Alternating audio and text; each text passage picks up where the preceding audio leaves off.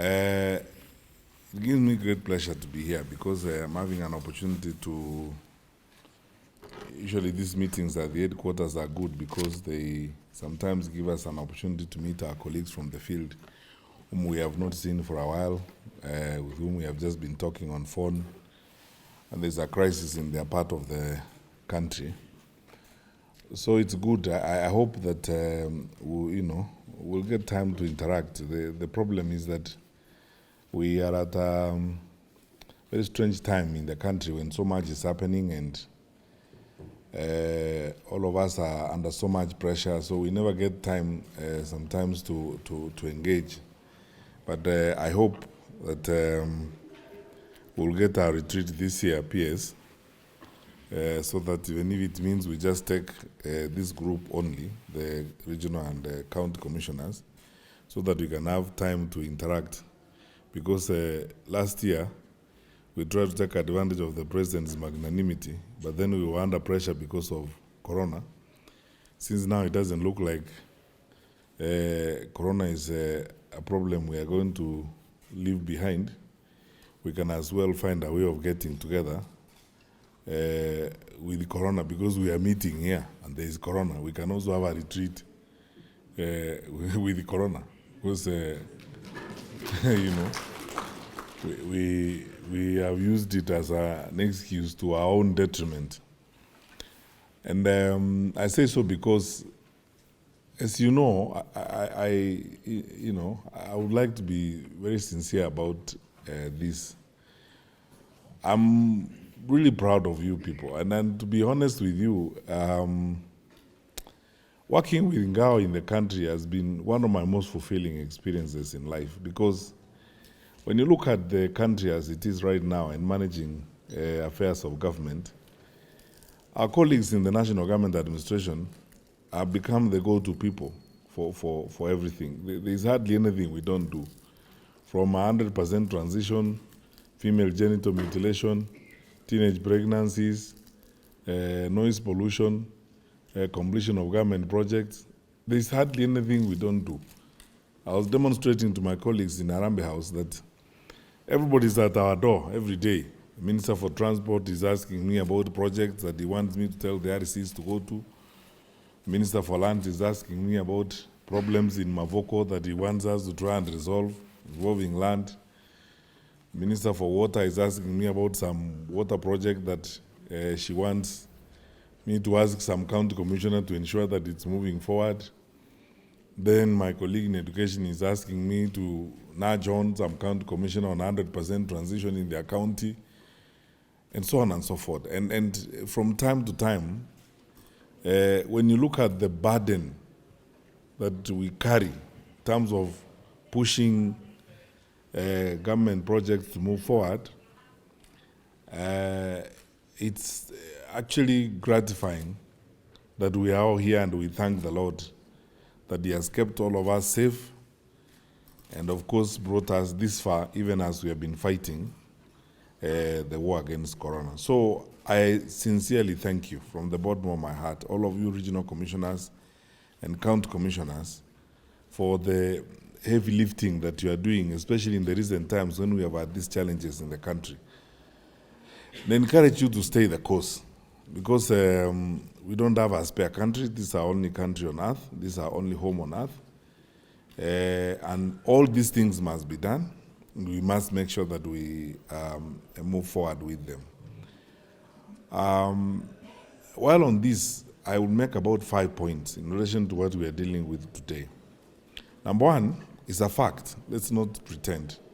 We have a challenge in the country right now related to alcohol consumption and drug abuse. We have a serious challenge in the country right now. And then, as Karanja Kibicho says, this is aggravated by the season we find ourselves in. We are moving towards elections, and all manner of unscrupulous people around us believe that this is the time to avail cheap liquor, and all that around, so that it's easier to campaign, because there are people who are willing to spend their money to feed our population with alcohol and so on. In some cases, it's chronic. Mr. Wanyanga, this Ruaka area here in Kiambu, and so many other places that are pointed out where we have serious challenges, we have serious problems that we are dealing with in the country. So this RRI would not have come at a better time. Let's go out of our way and ensure that we wage a very vicious war against illicit brews. Number two, it's also a fact that we are having our work is made harder by devolution. I will not pretend some of our county governments are part of the problem. They're not part of the solution. They're part of the problem. Because of the hunger for revenue by county governments. I know the county commissioner of Embu is here and he knows the challenges we've had, for example, in Embu. You know, when I was there and the communications we had there before about, you know, licensing of bars and all that kind of thing. There's a new phenomenon. You know, sometimes we are a hypocritical society. You know, people pretend, especially our political class, they pretend that these things don't exist. For the first time, we are seeing now, and you guys know this more than I do, bars and drinking places being licensed in residential areas, behind houses and so on. Amana mnangani? Yeah, by county government. And when we raise these issues, county government say it is their responsibility to license some of these funny businesses, and they are chasing revenue. But you see, they are chasing revenue at the expense of the lives of our people. So some counties are doing, you know, despicable things in the name of looking for revenue. Licensing, you know, people's houses, essentially, people's houses to become, you know, drinking areas, you know, as it were. Number three, the COVID-19 crisis has worsened our situation. You know, much as we talk about containment measures and we're asking people to limit the hours for drinking and so on, the fact of the matter is that now people are migrated drinking hours and drinking parties to their homes. All these challenges we have been dealing with. Again, Mr. Wanyanga, you know what we are dealing with, the tea estates in Limuru. You know, where young people and groups of people are going to drink, finding corners in the name of trying to beat the curfew and containment measures, which has made our work even much more difficult. Because, truth be told, however hard we push our officers in the field, I mean, how many areas are you going to police? How many of these areas are you going to police as you move around? And plus, the challenges we have, I will not lie that enforcing COVID-19 containment measures has challenged the national government administration and the police incredibly, because we have had officers who have been working without leave for the last, 17 months. We have had, our police officers work for long hours. Our national government administration officers work for long hours because of these containment measures. So COVID-19 has also posed its serious challenge. Then fourthly, we have challenges within, which I will speak about very candidly. At this level, I don't have a problem. I have no problem with all the 8 regional commissioners. I know all of them. They're wonderful, good people. I speak to each one of them almost every week. I know a good number of county commissioners. They are very strong and good people. But the levels below you, the DCCs, the SCCs, and if you go through all the way to the chiefs and assistant chiefs, there are parts of this country. The county commissioner of Kericho is here. We were together with you in a meeting in Kericho when I actually gave you statistics, and I was accompanied by 2 colleagues from cabinet, CS Keter and Betty Maina, about the drunkenness in the South Rift part of our country, where chiefs and assistant chiefs, in some cases, and you know this yourself, are people who actually are meant for rehabs. How can you enforce the law? How can you enforce this when you yourself are supposed to be in a rehab? And this is what I would like to say. On this particular one, I know it's going to cause an uproar, but I am prepared to walk this way because it's the right thing to do for the country. I want to ask Osia and your SNA, your team, let's take a position. And you guys will assist us. I want us to remove from the system all these drunken chiefs and assistant chiefs, and DCCs and SCCs. I really do not mind, even if we remove 500 or 600 of them and employ new chiefs and assistant chiefs. I'm not going to prescribe to you. I'm not trying to force you to live my life of not drinking. But there must be discipline. Because if you're a drunken DC, you're wobbling around, how can you enforce what we are saying? Honestly. The power of example is very important. We can enforce these things, but the power of example is very, very important.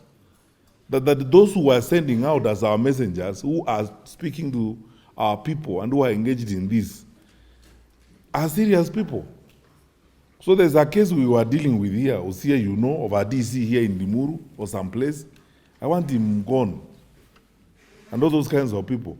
Let's remove from our system these people, because if you are a drunk yourself, na umevaa crown ya serikali, sasa utatusaidia namna gani? I mean, how you are wobbling to a baraza to tell people not to consume illicit alcohol? Surely, do you think that makes sense? It doesn't. Let's be firm. I'm asking you, RCs, to require get reports from the county commissioners, and particularly county commissioners. Be hard on the DCCs, the SCCs, the chiefs and assistant chiefs. I mean, our ministry is not going to be a rehab where kazi yetu ni kupeleka watu hospitali, our employees who are abusing alcohol. Sasa as a county commissioner, uko na kazi ya kufanya. Sasa how will you add to that job managing, drunkards? We don't want. Mimi hapana. People will complain and what have you, but let's just be firm. We are not going to live like this. So hiyo ni shida tuko nayo. And now, we must walk the talk. So I want reviews beginning now.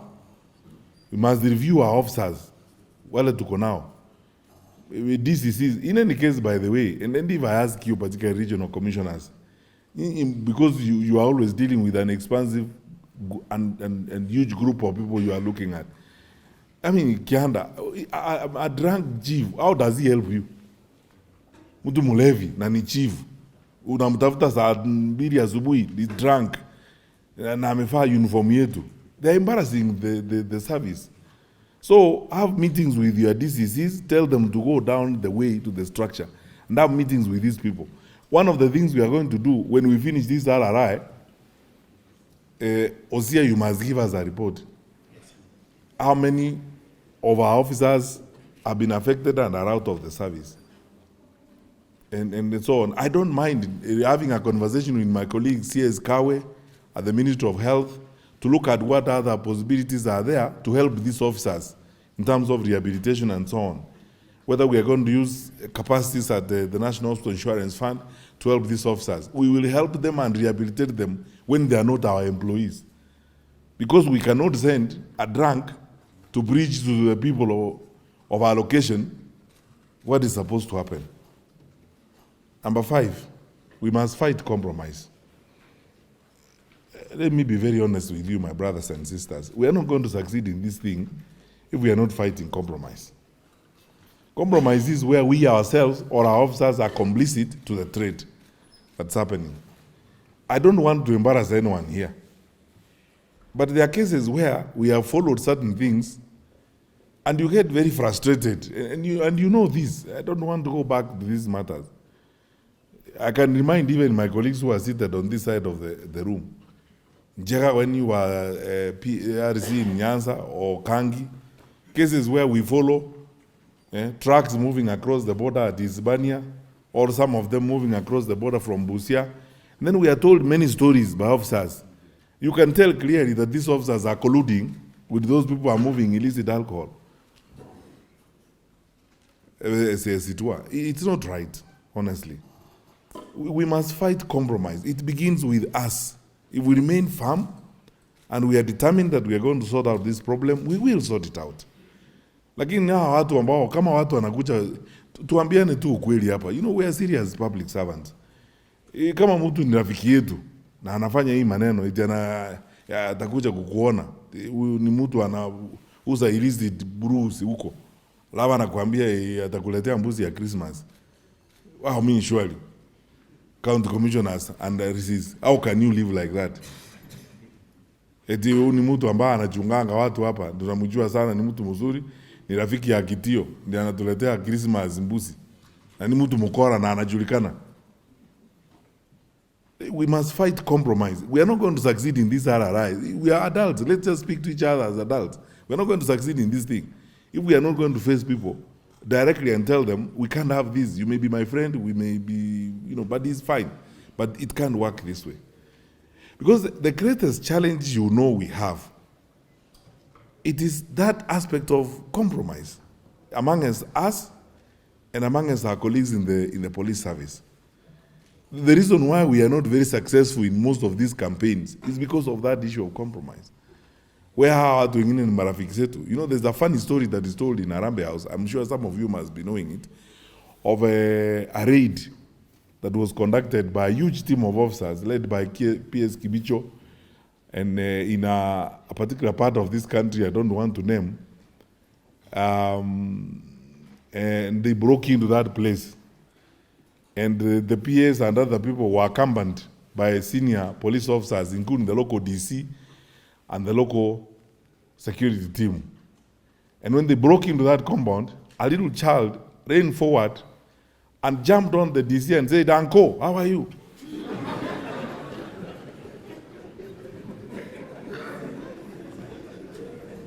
Your guess is as good as mine. Because do you want to tell me, Nakoru, that a kid can call you uncle if you are not spending time in that home? How will a 3 or 4-year-old know you, Mr. Kianda, if you don't go to that home very regularly? And then that joke is told. We are told about that joke, about a kid who jumped on, one of our administrators jumped on them and said, "Oh, uncle, how are you?" And that is a den of illicit brew. That's where all the imported illicit brew was being stored and so on. And it was hallowed ground. No one used to go in until PS Kibicho himself decided, break this place. And the first person to welcome them was the kid who jumped on the administrator and said, "Uncle." And therein you have all the reasons why that place could not be broken into.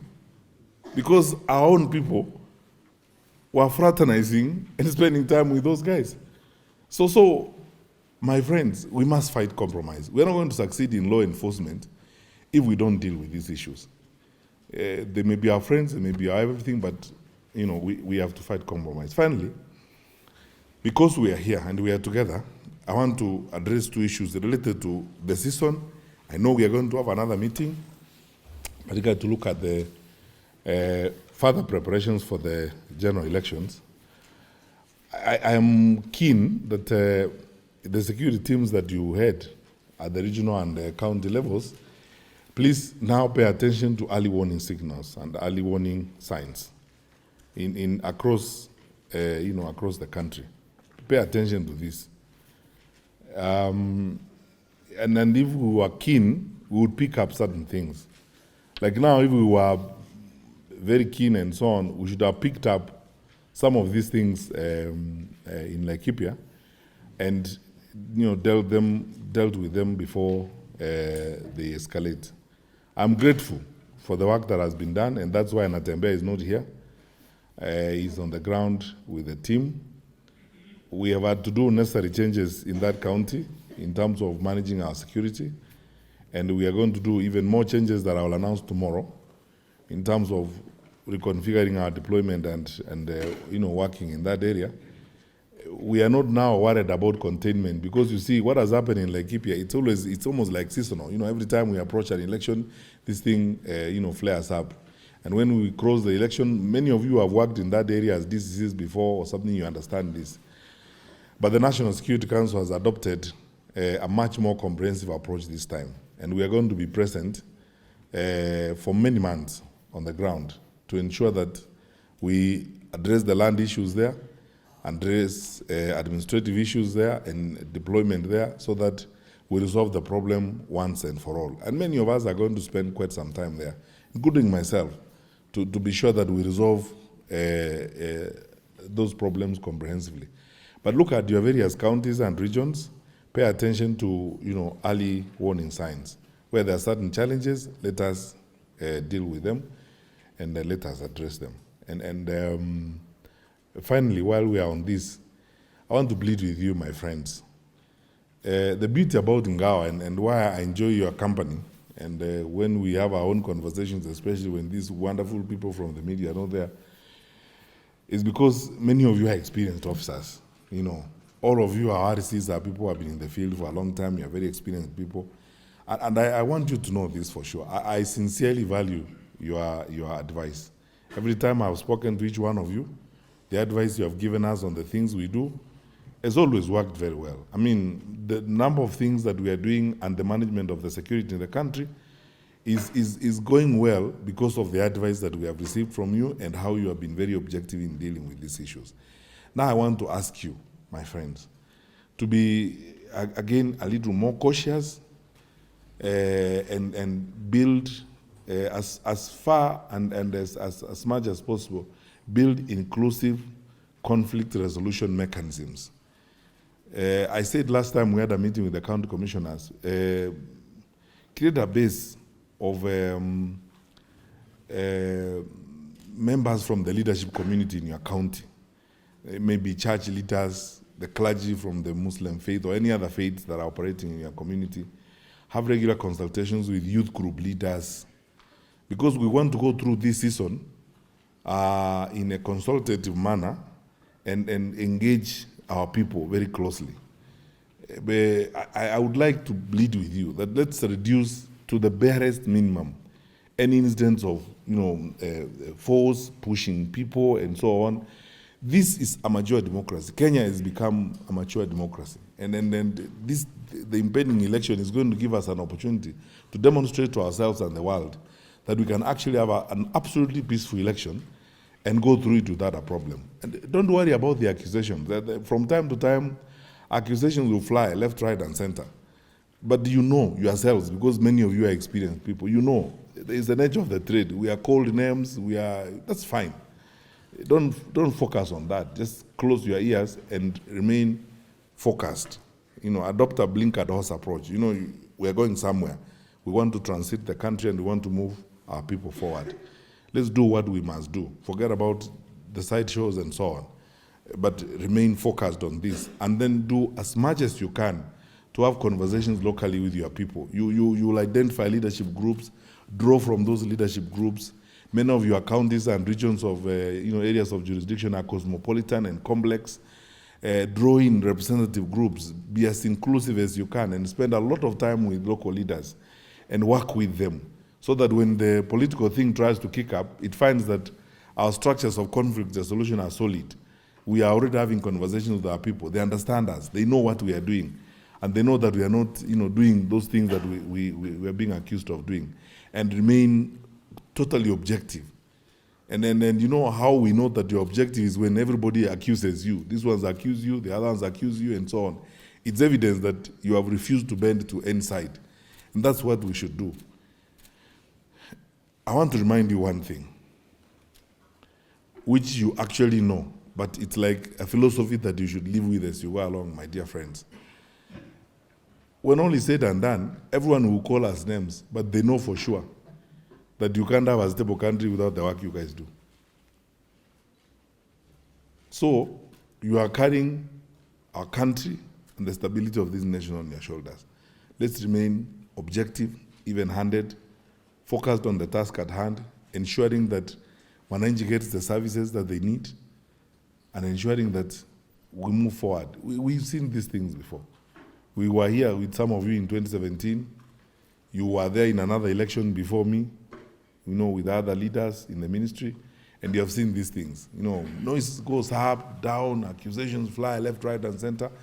But we succeed because we don't bother about those. We succeed because we focus on the task that is ahead of us. And I would like to ask you, please, to focus on the task ahead of us. keeping the country peaceful and secure, stable, providing a basis for which economic activity can carry on. You have already done so much. I mean, the successes we have had in transition, 100% transition, is partly because of your effort on the ground. The movement of national government projects is solid. Every time I see a report that PS Kibicho brings to us in cabinet, that always summarizes a report that an RRI has brought from an area. It's a clear demonstration, and my colleagues in cabinet appreciate this tremendously. It's clear demonstration of how effective you are on the ground. Because every time we meet in NDICC, PS Kibicho brings a report from an RRI, says this is what the RRI Coast brought. This is what the RRI Western brought last time she came to us. And everybody appreciates, the solidity with which you people work and the information you provide and how you are following the implementation of government projects on the ground, which means we are on the right track and we are doing the right thing. Let's stay on course and remain focused as we move ahead. So the 30 days, as PS says, will provide us the opportunity to immediately draw and develop a template of what we want to do for the next 1 year to ensure that we keep our population safe. I wish you all the best as you work together. We will, meet in the field and in the course of duty as we go along, and know that when you're firm and you take decisions, which I ask you to, we have your back. Don't be intimidated by anybody or don't be stressed by anyone. Where you need to make decisions and where you need to sometimes even clash with those who claim to be powerful, who claim to be in authority, take the decisions you need to take in the best interest of this country and the people of Kenya. We have your back. Be firm. That is how this country is going to succeed as we move forward. I wish you all the best, and it's now my honor to officially launch the Rapid Results Initiative on the elimination of substandard and counterfeit alcohol in our country. And may God bless you as you move along. Thank you.